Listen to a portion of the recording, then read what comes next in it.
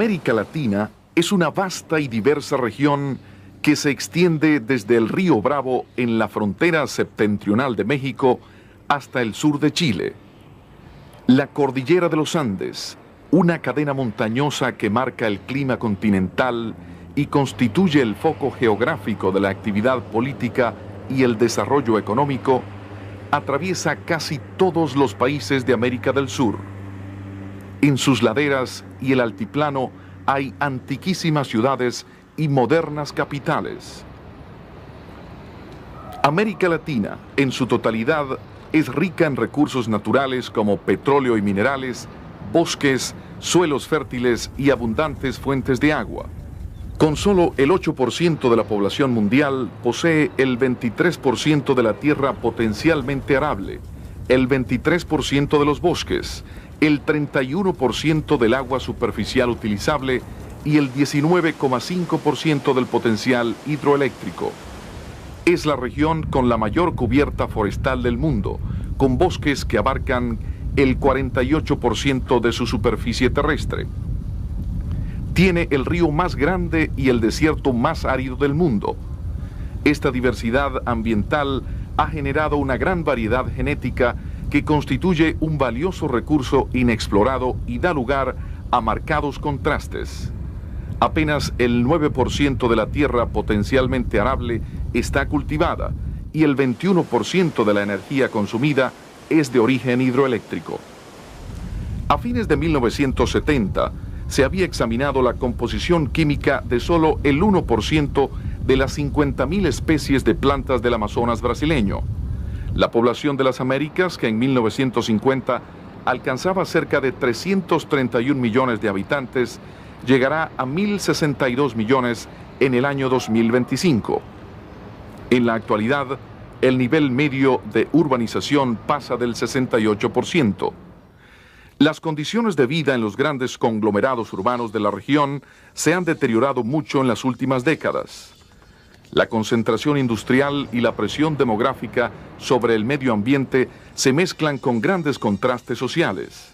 Gran parte de la población urbana está constituida por personas recién emigradas del medio rural y de poblaciones pequeñas.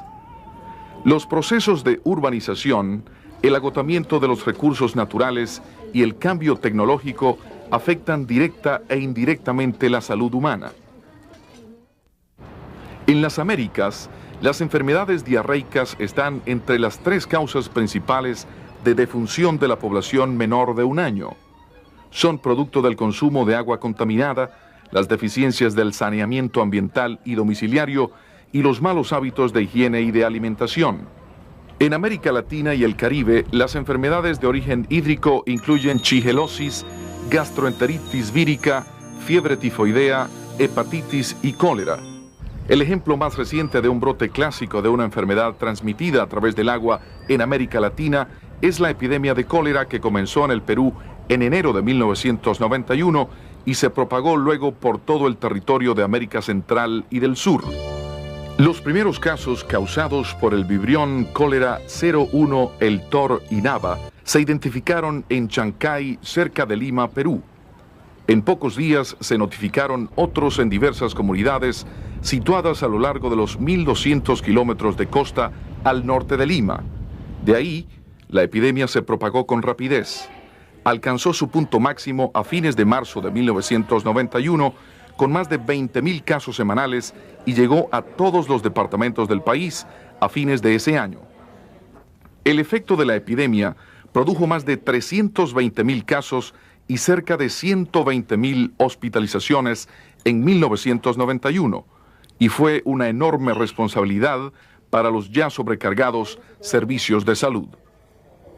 El segundo país afectado por la epidemia fue el Ecuador, donde la enfermedad fue introducida, al parecer, por pescadores de la costa que colinda con el Perú.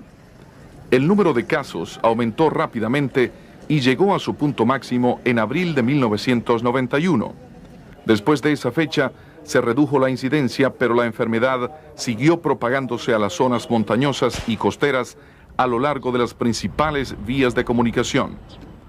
Al igual que en el Perú, el número de casos comenzó a aumentar de nuevo en el último trimestre de 1991, alcanzó una cifra sin precedentes en marzo de 1992 y luego tuvo una aguda reducción. La zona más afectada en 1992 fue Guayaquil, la principal ciudad de la costa, donde ocurrió un tercio de los casos registrados en el Ecuador en ese año. Colombia se infectó también en marzo de 1991, en un principio en la región meridional de la costa del Pacífico, pero la enfermedad se propagó lentamente por la costa y hacia el interior y llegó a afectar a todo el país. Aunque en 1992 su incidencia se mantuvo alta en Colombia, en 1993 se redujo en un 98%. En abril de 1991, el Brasil notificó casos por primera vez introducidos a través del río Amazonas y procedentes del Perú y de Colombia. El cólera se mantuvo en esa zona por varias semanas antes de propagarse hacia el oriente a lo largo del Amazonas. En el último trimestre de 1991 se desencadenó una epidemia de grandes proporciones que a fines de ese año llegó a la ciudad de Belém en la costa atlántica. En 1992 la epidemia afectó a la mayoría de las regiones del norte del país y produjo más de 30.000 casos. En 1993 la incidencia aumentó un 66% y la enfermedad se propagó por la mayoría de las regiones septentrionales del país. Se esperaba la propagación del cólera a toda América del Sur, pero fue sorpresiva la aparición de casos en una pequeña comunidad del centro de México en junio de 1991, presuntamente a causa del tráfico ilegal de drogas. México no pudo contener la infección que se propagó a gran parte del país y produjo elevadas tasas a lo largo de la región meridional de la costa del Golfo de México y los estados de la frontera con Guatemala. En 1992 persistieron los brotes y el número de casos alcanzó su punto máximo en agosto. En 1993, México registró aún más casos con un patrón estacional y una distribución geográfica similares, con brotes en la capital y en ciudades importantes como Puebla. Guatemala y El Salvador tuvieron grandes epidemias a mediados de 1992, que coincidieron con la temporada normal de enfermedades diarreicas. En Guatemala aumentó el número de casos en el segundo semestre de 1993, que llegó a ser 99% mayor que en 1992. El Salvador tuvo brotes más pequeños en el primer semestre de 1993, pero sufrió uno de grandes proporciones a partir de diciembre de ese año, con casi 2.000 casos semanales que parecieron guardar relación con los viajes durante las fiestas navideñas. El mayor número de casos ocurrió en la zona metropolitana de San Salvador, sobre todo entre los pobres que viven en las zonas urbanas marginadas. Panamá resultó gravemente afectada en 1991, sobre todo en la provincia del Darién, y tuvo la tercera tasa en importancia en las Américas en ese año. La tasa aumentó a más del doble en 1992, pero se redujo en un 99% en 1993. Nicaragua detectó su primer caso en noviembre de 1991, pero la incidencia de la enfermedad fue baja hasta abril de 1992, cuando comenzó una epidemia de grandes proporciones que afectó a todo el sur y oeste del país. En 1993, el cólera se propagó a las regiones más remotas del centro y del Atlántico, y el número de casos fue 111% mayor que en 1992. En el segundo semestre de 1993, Honduras comenzó a sufrir también un número de casos mucho mayor que en los años precedentes. En cambio, en 1992 y 1993, ese mismo número fue reducido en Costa Rica. Pese a su extensa frontera con el Perú, Bolivia no detectó casos de cólera hasta agosto de 1991, 7 meses después de haber aparecido los primeros en el país vecino. Aún así, la infección se limitó solo a las zonas circunvecinas de La Paz hasta febrero de 1992, cuando se propagó a las regiones tropicales bajas y en ese mismo año produjo más de 22.000 casos. La enfermedad se propagó a la Argentina y con el tiempo al Paraguay y continuó en proporciones epidémicas en el sur de Bolivia y en el norte de la Argentina en 1993. Mientras tanto, siguió propagándose a lo largo de la costa atlántica de América del Sur, pasó por Venezuela y llegó a la Guayana Francesa, Guyana y Surinam. Por fortuna, Venezuela, Guyana y la Guayana Francesa tuvieron menos casos en 1993 que en 1992 y Surinam no registró ninguno en 1993. En la transmisión de un país a otro, el desplazamiento humano fue la vía principal.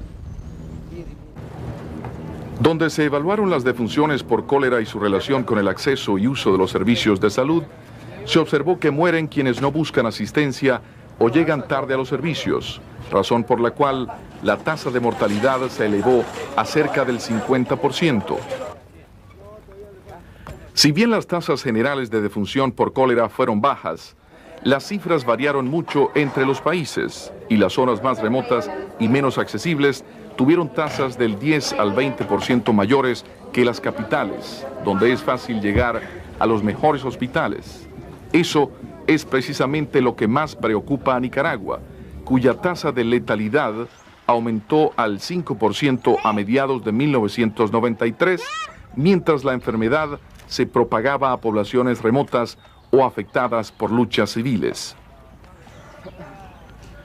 En América Latina, al igual que en otras partes, el cólera es una enfermedad casi exclusivamente de los pobres sin acceso a agua pura.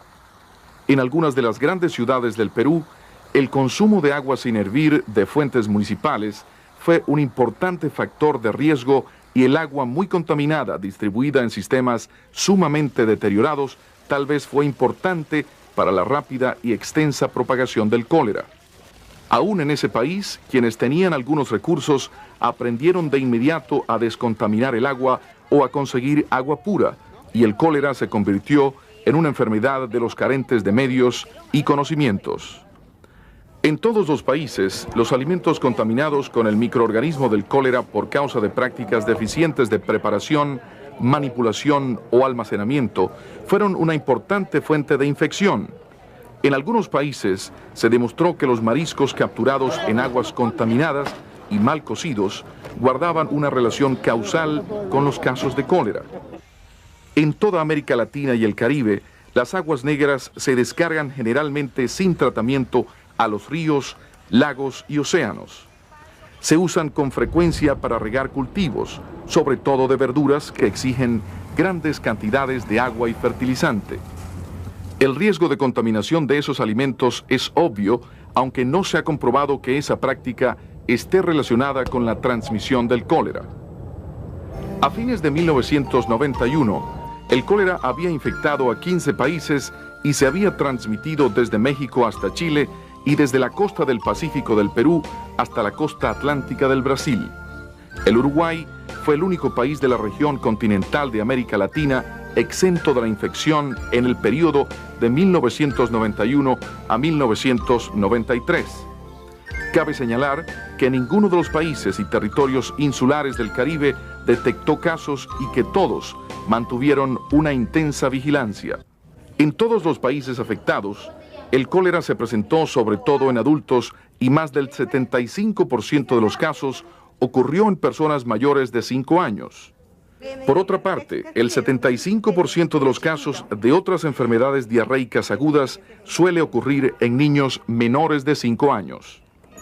El Perú constituyó el patrón general del cólera en las Américas y representó el 82% del total de casos notificados en 1991 y el 60% en 1992, pero solo el 36% en 1993. Las Américas produjeron el 67% de todos los casos notificados en el mundo entre 1991 y 1993, años en los que se notificó el mayor número de casos durante la séptima pandemia de cólera. El aumento de la tasa regional de letalidad al 1.8% en 1993 puede guardar relación con varios factores, incluso la subnotificación de casos en los sobrevivientes, la existencia de la enfermedad en las zonas menos accesibles y el tratamiento indebido de casos. Las 8.622 defunciones atribuidas al cólera en los 36 primeros meses de la epidemia parecen ser una cifra relativamente baja al compararla con el cálculo de 150.000 defunciones anuales de niños menores. Los 941.000 casos de cólera notificados en las Américas entre 1991 y 1993 se trataron en un establecimiento de salud y más de la mitad necesitó hospitalización. Esos números impusieron enormes demandas a los servicios de salud.